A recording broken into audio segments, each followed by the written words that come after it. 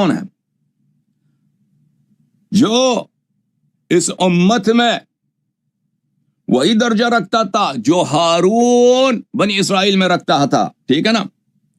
ان کے خلاف یہ لشکر لے کے آتی ہے، زرہ پہنتی ہے، آرمر پہنتی ہے۔ ملاحظہ فرمائیے، کتاب ہے انصاب الاشراف، بلادری صاحب کی، جلد نمبر 3، چاپ دار الفکر، یہاں پہ صفحہ نمبر 35 میں روایت ہے، پھر صفحہ نمبر 36 میں یہ فقرے دیکھیں۔ وَأَتَى وَأُتِيَ بِالْجَمَلِ، جمل کو لایا گیا، اونٹنی کو لایا گیا، فَأَبْرَزَ وَعَلَيْهِ عَائِشَةُ فِي هَوْدَجِهَا، اس لشکر کے سامنے آ گئی اونٹنی، اس پہ ہودج تھا، سواری تھی، سوار ہونے کی جگہ، وہاں پہ عائشہ بیٹھی تھی۔ وَقَدْ أُلْبِسَتْ دَرْعًا، عائشہ نے زرہ پہنی تھی، آرمر پہنا تھا، لوہے کا لباس جو سپاہی پہنتے ہیں۔ سبحان اللہ، سبحان اللہ، یہ نبی کی عزت یہی ہے۔ وَضَرَبَتْ عَلَى حَوْدَجِهَا صَفَائِحَ الْحَدِيدِ، وَضَرَبَتْ عَلَى حَوْدَجِهَا صَفَائِحَ الْحَدِيدِ، اور پورے اونٹ کو اس نے لوہوں سے لیس کیا تھا، لوہوں کے پلیٹیں، لوہوں کے پلیٹس وہاں پہ اونٹ کے آرمر بنا دیے تھے کہ اونٹ کو کوئی نہ ہو جائے، نہ لگایا جائے۔ وَيُقَالْ إِنَّ الْأَوْدَجَ أُلْبِسَ دُرُوعًا، بعض لوگ یہ بھی کہتے ہیں کہ اس کے ہودج بالکل یعنی ٹینک بنا کے آ گئی تھی، ہودج کو بھی اس نے بختر بند بنا دیا تھا، اور پھر اس نے وہاں پہ آ کے خطبہ دیا ہے۔ خطبہ کو کیا دیا ہے؟ ملاحظہ فرمائیے، صفحہ نمبر 35 پہ، صفحہ، بلکہ اس کا خطبہ جو ہے صفحہ نمبر 25 میں ہے۔ پہلے وہاں پہ جمل کے میدان میں طلحہ نے خطبہ دیا ہے، اس نے کہا عثمان ابن عفان کان من اہل السابقۃ والفضیلۃ من المہاجرین الاولین، عثمان تو بڑا نیک آدمی تھا، مہاجرین اولین میں سے تھا۔ وَأَحْدَثَ أَحْدَاثًا نَقَمْنَاهَا عَلَيْهِ فَبَايَنَاهُ وَنَافَرْنَاهُ، اس نے بہت غلط کام کیے تھے، اس لیے ہم نے ان سے دور ہو گئے تھے اور ہم نے ان کی مذمت کی تھی، لیکن بعد میں وہ پھر گیا تھا، وہ مظلوم مرا ہے، اور ہم اس کے خون کا، اس خلیفے کے خون کا کیا لیتے ہیں؟ انتقام لیتے ہیں۔ وَتَكَلَّمَ الزُّبَيْرُ بِنَحْوٍ مِّنْ هَذَا الْكَلَامِ، زبیر نے بھی اس طرح خطبہ دیا کہ عثمان مہاجرین اولین اور اصحاب رسول فلان فلان صلی اللہ علیہ وآلہ وسلم میں سے تھا، بعد میں غلطیاں کی تھی، ہم نے کچھ مذمت کیا تھا، لیکن آخر میں وہ مظلوم مرا ہے۔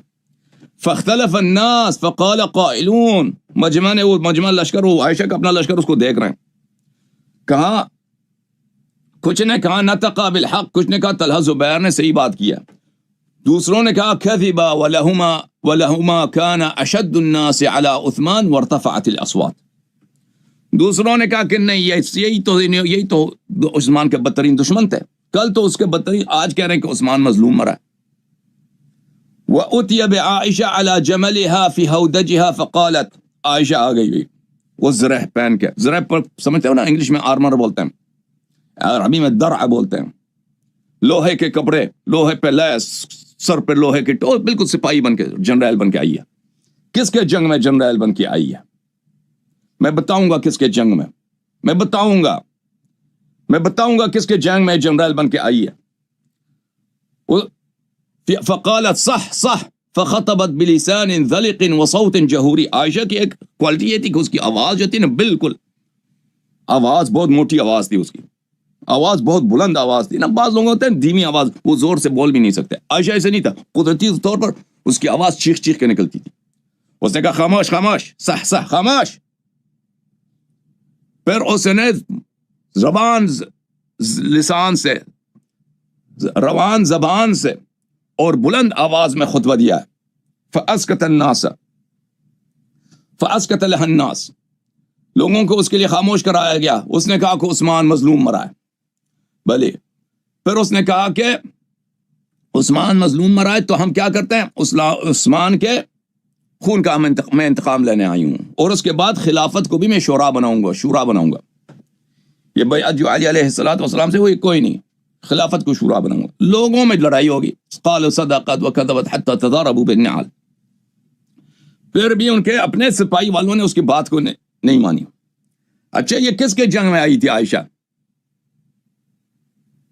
یہ زرہ پہن کر، یہ آرمر پہن کر کس کے؟ یہ اب اس دیکھو عزیزو، یہ کس طرح کی عورت ہو سکتی ہے؟ کیا صدیقہ، جنتی عورت، اس ہو امیر المؤمنین اہل بیت علیہم الصلاۃ والسلام کے جنگ میں اس کے خلاف لڑنے کے لیے آ سکتی ہے؟ ملاحظہ فرمائیے کس کے جنگ میں آئی تھی؟ صحیح البخاری، چابدار احیاء تراث العربی، کتاب چھپی ہے سنہ 2001 میں، صفحہ نمبر 659 میں، کتاب فضائل اصحاب النبی صلی اللہ علیہ وآلہ وسلم۔ قال النبی صلی اللہ علیہ وآلہ وسلم اما ترضى ان تكون منی بمنزلة ہارون من موسیٰ۔ کس سے کہا؟ قال النبی صلی اللہ علیہ وآلہ وسلم لعلی، نبی صلی اللہ علیہ وآلہ وسلم نے اپنے بھائی علی علیہ السلام سے کہا کہ تو مجھ سے وہی درجہ رکھتا ہے جو ہارون موسیٰ سے رکھتا تھا۔ میرے محترم ناظرین، بنی اسرائیل میں اگر کوئی آنکھ اٹھا کے ہارون کی طرف دیکھتا تو وہ کافر ہوتا۔ پتہ نہیں اس امت کو کیا ہو گیا کہ اپنے نبی کو نہیں جانتے، اپنے نبی کے کلام کی تصدیق کیوں نہیں کرتے؟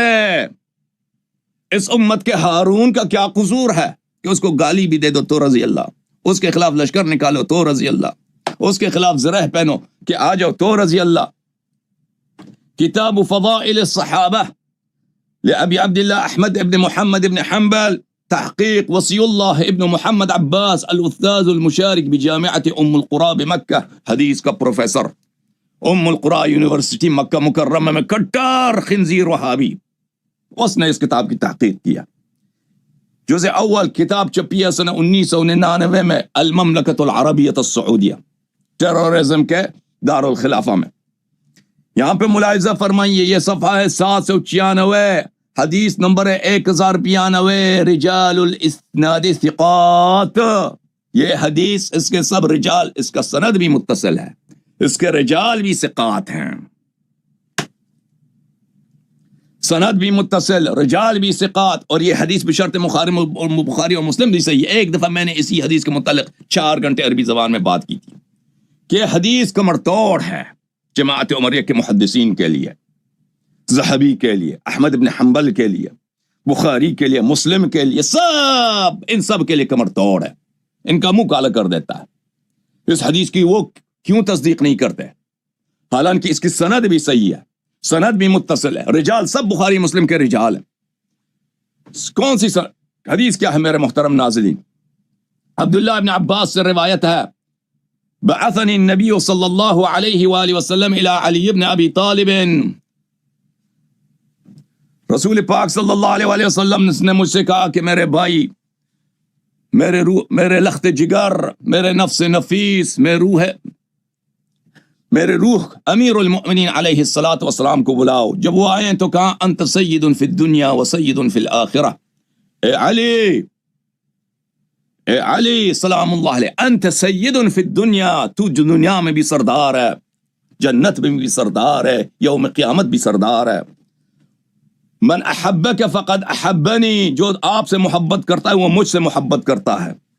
وحبیبک حبیب اللہ، جو آپ سے محبت کرتا ہے اللہ اس سے محبت کرتا ہے، اللہ اللہ اللہ۔ حبیبک حبیب اللہ، وعدوی وعدوک عدوی، اور تیرا دشمن میرا دشمن ہے، تیرا دشمن میرا دشمن ہے۔ وعدوی عدو اللہ، اور میرا دشمن اللہ کا دشمن ہے۔ جس نے بھی امیر المؤمنین علیہ السلام کے خلاف تلوار اٹھایا اس نے اللہ کے خلاف تلوار اٹھایا، جس نے بھی امیر المؤمنین علیہ السلام کے خلاف لشکر لے کے آئے وہ رسول صلی اللہ علیہ وسلم کے خلاف لشکر لے کے آیا۔ رسول کی طرف آنکھ اٹھا کے دیکھو تو کافر، تلوار اٹھا کے جنگ میں آ جاؤ تو کیسے نہیں کافر؟ مجھے بتاؤ۔ الویل لمن ابغضک من بعدی، جہنم کی آگ ہے، جہنم کے شعلے ہیں اس کے لیے جو آپ سے میرے بعد دشمنی کرے، اور لشکر لے کے آنا، خود عثمان کا قتل کرو اور پھر کہہ دو کہ میں ان کا انتقام لینے آئی ہوں۔ کتاب الجامع الصغیر و زیادتہ، تالیف الالبانی، چاپ المکتب الاسلامی، سن 1988 میں بیروت میں چھپی ہے، حدیث نمبر 1462. یہ حدیث ابن ماجہ نے بھی روایت کی، ترمذی نے روایت کی اور تحسین بھی کیا، بہت سارے محققین نے اس حدیث کی تحسین بلکہ تصحیح کی ہے، اور یہ مختلف اسانید سے مروی ہے کہ رسول پاک صلی اللہ علیہ وآلہ وسلم نے امیر المؤمنین امام حسن، امام حسین اور فاطمہ الزہرا سلام اللہ علیہم سے خطاب کر کے فرمایا انا حرب لمن حاربتم وسلم لمن سالمتم. البانی نے کہا حدیث صحیح ہے، البانی نے کہا حدیث صحیح ہے. اس حدیث کا مطلب کیا ہے؟ ترجمہ کرو. ترجمہ میں نہیں کرتا، ملا علی قاری مفتاح مرقات المفاتیح فی شرح مشکات المصابیح میں کرے گا. الجزء الحادی عشر، منشورات محمد علی بیضون، دار الکتب العلمیہ، کتاب چھپی ہے سنہ 2001 میں، صفحہ نمبر 308، حدیث نمبر 6154. وأن رسول الله صلى الله عليه وسلم قال لعلي وفاطمة والحسن والحسين عليهم السلام أنا حرب لمن حاربهم وسلم لمن سالمهم. رواه الترمذي. أنا حرب کا کیا مطلب ہے؟ أي محارب، أي محارب جو پنجتن پاک سے جنگ کرے، وہ مجھے رسول سے جنگ کرتا ہے. رسول سے جنگ لڑنا اللہ سے جنگ لڑنا ہے، اور اس سے بڑا کفر ہو ہی نہیں سکتا بھائی. لمن حاربهم جعل نفسه نفس الحرب مبالغة كرجل عدل. رسول پاک صلی اللہ علیہ وسلم نے فرمایا انا حرب، نہیں فرمایا انا محارب. مبالغہ کے لیے، تاکید کے لیے. کہتے ہیں رجل عادل، یہ شخص عادل ہے. رجل عدل، یہ شخص عدالت ہے. جب مصدر کو ذات پر حمل کرتے ہیں، مصدر کو ذات سے نسبت دیتے ہیں، کنٹریبیوٹ کرتے ہیں. رجل عدل، عادل مصدر ہے، صفت نہیں ہے، عادل صفت ہے.